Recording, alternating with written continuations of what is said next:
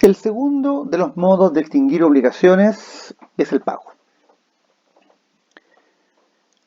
Cuando comenzamos a estudiar los efectos de las obligaciones, recuerdo haberles mencionado a usted lo siguiente, que tradicionalmente se decía que los efectos de las obligaciones son los derechos que la ley le concede al acreedor frente al incumplimiento del deudor. Pero yo les señalaba que de acuerdo a una moderna doctrina, los efectos de las obligaciones son las consecuencias de las obligaciones. Es decir, el cumplimiento por un lado y el incumplimiento por el otro. Ya tuvimos la oportunidad de examinar la temática del incumplimiento.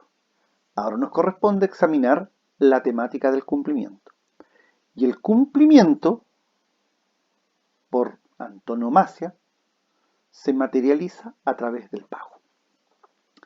El código reglamenta diversas modalidades de pago. El pago efectivo o solución, el pago por consignación, el pago por subrogación, el pago por cesión de bienes o por acción ejecutiva del acreedor o acreedores, y finalmente el pago con beneficio de competencia. Vamos entonces a partir con el pago efectivo. A este respecto, nosotros tenemos que tener a la vista la norma del artículo 1568, que es la que define el pago al decir, mire, el pago es la prestación de lo que se debe. Por lo tanto, para la ley, el pago efectivo o solución es la prestación de lo que se debe. Por favor, desterremos de nuestra concepción que el pago es el dinero, que el pago es el precio, que el pago son los billetes, que son las monedas, que el pago es la transferencia electrónica, que el pago es el cheque, que el pago es la letra de cambio. No. El pago es la prestación de lo que se debe. Y por lo tanto, la prestación de lo que se debe, o sea, el pago, no solo tiene lugar en las obligaciones de dar una especie o cuerpo cierto, sino que también el pago tiene lugar en las obligaciones de dinero, obviamente, en las obligaciones de género, en las obligaciones de hacer. También hay pago. O sea, si usted mañana contrata al abogado para que le redacte una escritura y el abogado redacta la escritura, pagó, ejecutó la prestación debida. O sea, todo aquel que ejecuta la prestación debida está pagando, no solo aquel que desembolsa una suma de dinero. Por lo tanto, valoricen su trabajo para que cuando corresponda, que ustedes les paguen sus honorarios, ¿cierto? Ustedes valoricen su profesión. Cuando ustedes ejecuten su trabajo por el cual fueron contratados, han pagado. Y si han pagado, tienen derecho a la contraprestación económica por sus servicios. Por lo tanto, paga el que pinta una casa, paga el que construye una casa, paga el médico que opera, paga el médico que te atiende. O sea, el pago no solo es del que quien de alguna manera paga la consulta, sino que también el médico, después de haberte atendido, ha pagado porque ejecutó la prestación debida. El pago, ¿qué es? En esencia, el pago es un acto jurídico bilateral, pues para nacer a la vida del derecho requiere de la manifestación de voluntad de ambas partes, acreedor y deudor. El solvens que paga y el acciepens que recibe el pago. No es un contrato, porque los contratos ya sabemos, de los contratos surgen derechos y obligaciones. Del pago, o sea, con el pago estamos extinguiendo obligaciones. Por eso entonces que nosotros decíamos que acto jurídico es el acto por el cual una parte, ¿cierto? A ver, acto jurídico es una manifestación de voluntad encaminada a crear, modificar o extinguir derechos. Cuando el acto jurídico crea derechos, se llama contrato. Y cuando el acto jurídico extingue derechos, estamos diciendo que es una convención extintora de derechos. Caracteres del pago. Aquí nosotros tenemos que tener claramente a la vista dos disposiciones del Código Civil. el artículo 1569 y el artículo 1591 en sus incisos primero y segundo. En primer lugar, el pago debe ser específico. A ver, yo les voy a leer la norma y luego les voy a realizar el comentario. La ley dice, mire, el pago se hará bajo todo respecto en conformidad al tenor de la obligación, sin perjuicio de lo que en casos especiales dispongan las leyes. El acreedor no podrá ser obligado a recibir otra cosa que la que se le deba, ni aun a pretexto de ser de igual o mayor valor la ofrecida. A ver, esto se conoce en un lenguaje coloquial como que el pago debe realizarse conforme reza el contrato. La gente antigua decía, que reza el contrato. Así debe cumplirse la obligación, como reza el contrato.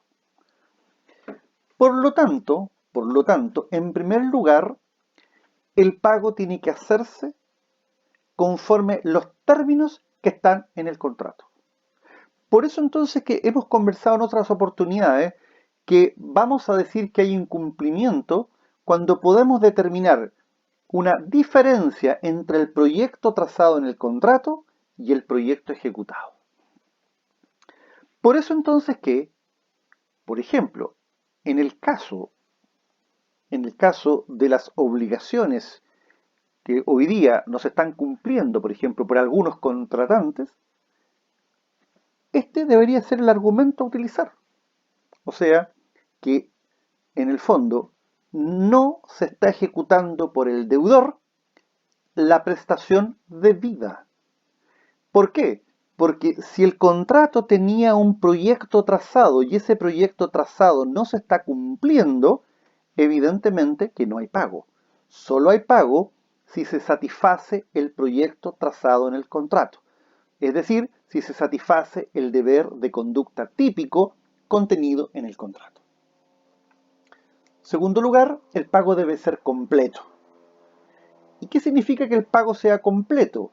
Que debe incluir, por ejemplo, si se trata de una obligación dineraria, el capital, los reajustes, los intereses, los recargos, las indemnizaciones, las costas. Eso significa que el pago sea completo. Y finalmente, el pago es indivisible.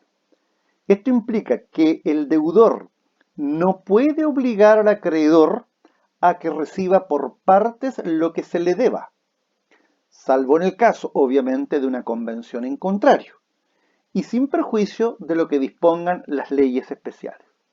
Por lo tanto, el deudor no puede obligar a que el acreedor le reciba la renta de arrendamiento de 500.000 pesos de 50.000 pesos diarios, salvo evidentemente que ellos lo convengan y salvo lo que las leyes establecen con relación a los llamados pagos parciales.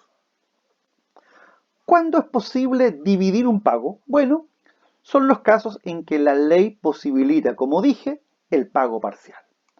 ¿Y qué casos podemos mencionar, por ejemplo, en esta hipótesis?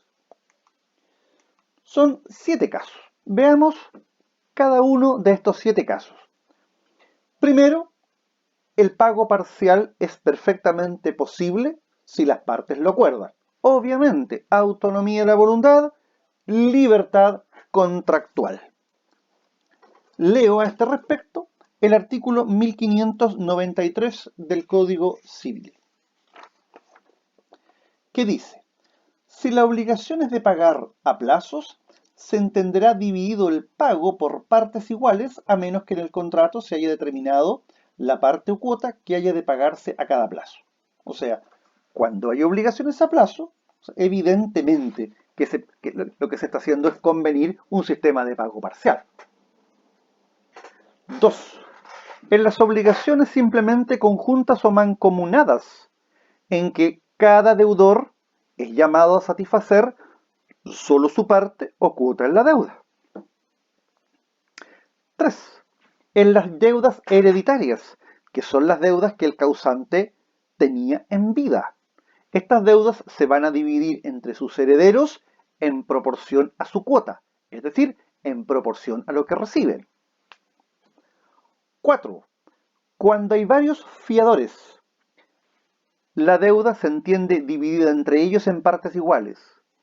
Aquí estamos frente a lo que se denomina el beneficio de división en la fianza.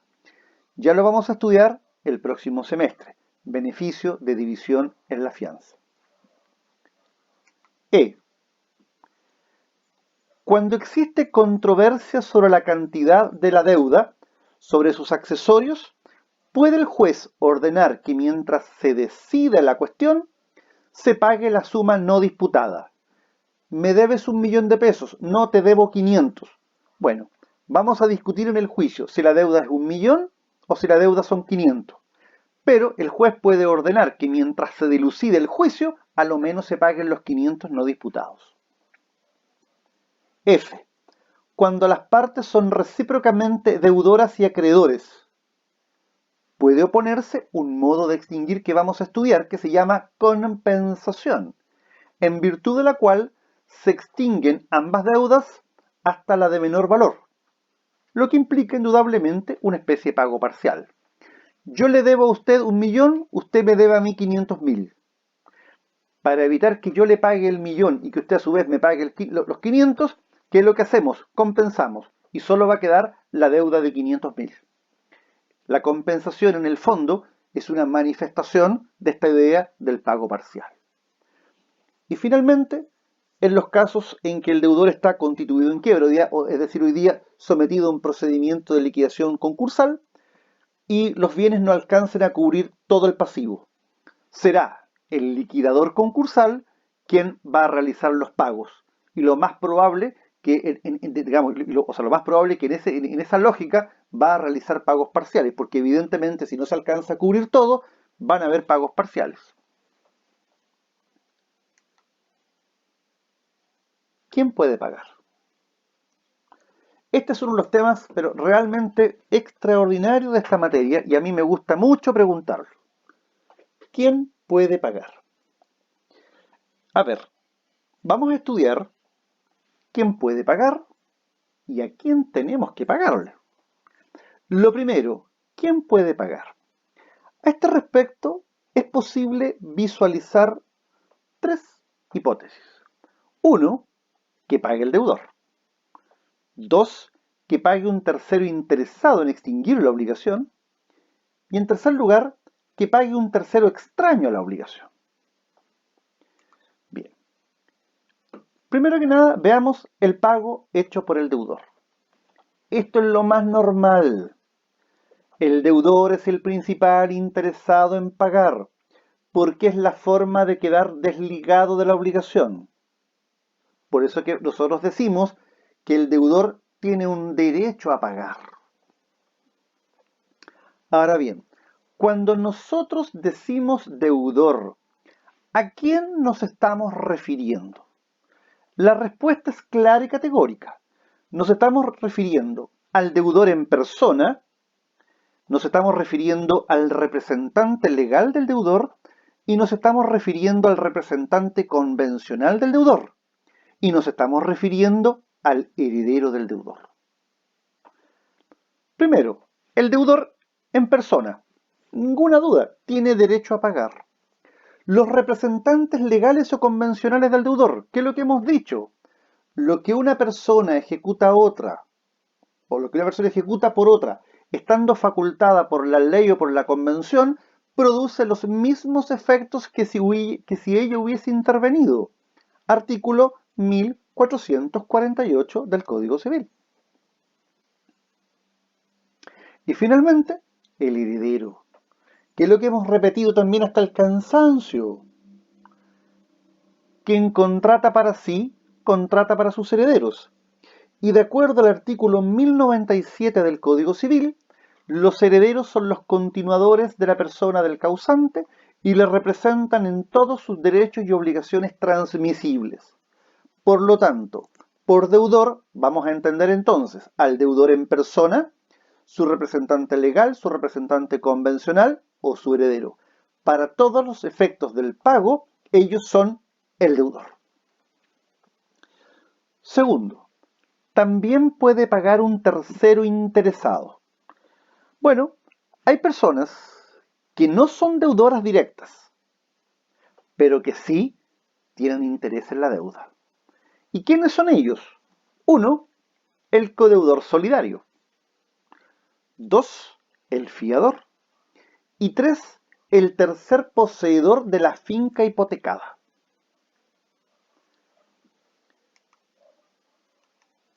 A ver, estas personas, cuando pagan, se subrogan en los derechos del acreedor y pasan a ocupar su lugar jurídico contra el deudor principal.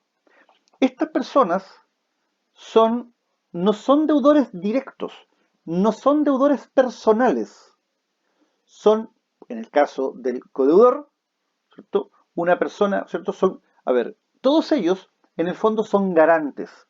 Ellos de alguna forma han otorgado una caución personal, en el caso de la codeuda solidaria y en el caso de la fianza, o una caución real en el caso de la hipoteca. Por lo tanto, si estas personas que no son deudores directos, que no son deudores personales, pagan, la ley les proporciona como un beneficio para recuperar del deudor lo que tuvieron que pagarle al acreedor, la subrogación que vamos a estudiar. Y finalmente, ¿quién más puede pagar? Un tercero extraño. El artículo 1572 del Código establece esta regla y dice: puede pagar por el deudor cualquier persona a nombre del deudor aún sin su conocimiento o contra su voluntad y aún a pesar del acreedor. Entonces, la ley acepta que un tercero interesado, o sea, que no es deudor directo, que no es deudor personal, que no es codeudor solidario, que no es fiador, que no es constituyente de una hipoteca, que no es tercer poseedor de la finca hipotecada, pague. ¿Por qué? ¿Por qué se lo permite? Por dos razones. Uno, porque desde el punto de vista del acreedor, a este lo que le interesa es que le paguen. No importa quién haga el pago. Y segundo, porque a la sociedad toda le interesa que las deudas se vayan extinguiendo, se vayan pagando, y que exista el menor número de personas obligadas. Acuérdense, cuando partimos el curso allá por marzo, ¿qué es lo que decíamos? El vínculo jurídico obligacional tiene caracteres, ¿se acuerdan ustedes? Temporalidad, temporalidad. Por lo tanto, evidentemente lo que quise, y la excepcionalidad, lo que se busca es que no estemos permanentemente obligados, vinculados a pagar. Por eso entonces que se posibilita, en términos generales, que la sociedad permita que cualquier persona, incluso sin nexo con el deudor, pague. Aquí hay tres situaciones. Y vamos a ver, en consecuencia, que después de estudiar estas tres situaciones, no es tan excepcional la regla de que cualquiera puede pagar. Primero, puede pagar un tercero extraño con el consentimiento expreso o tácito del deudor. Esto no es ninguna novedad, este es un mandatario del deudor. Y por lo tanto, no es, en este caso, como es un mandatario, él puede obtener el reembolso de lo que pagó por dos vías. Por la vía de la acción de reembolso del contrato de mandato o bien por la acción subrogatoria. Es decir, él tiene la posibilidad de recuperar lo pagado. En segundo lugar está aquel que paga sin el conocimiento del deudor. Este es entendido como un agente oficioso o gestor de negocios ajenos, y él tendría acción de reembolso en los términos del 1573. Y finalmente, el pago hecho contra la voluntad del deudor. Aquí se discute si este tercero extraño que paga contra la voluntad del deudor pudiese recuperar lo pagado.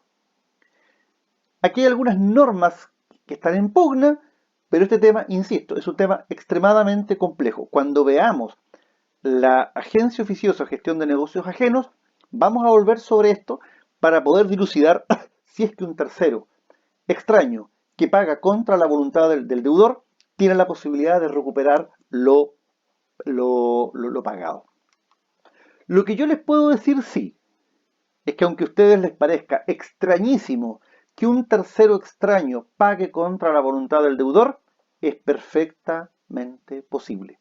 O sea, yo lo he visto principalmente en materias de personas, adultos mayores, que son personas que en términos generales, en algunos casos, han dilapidado fortunas o han realizado negocios ruinosos. Sus hijos, sus seres queridos, han adoptado medidas como, por ejemplo, pagar contra la voluntad del deudor a efectos de extinguir, por ejemplo, contratos de crédito que se van renovando permanentemente. Con esto entonces concluimos, o sea, más bien dicho, hemos respondido la pregunta, ¿quién puede pagar?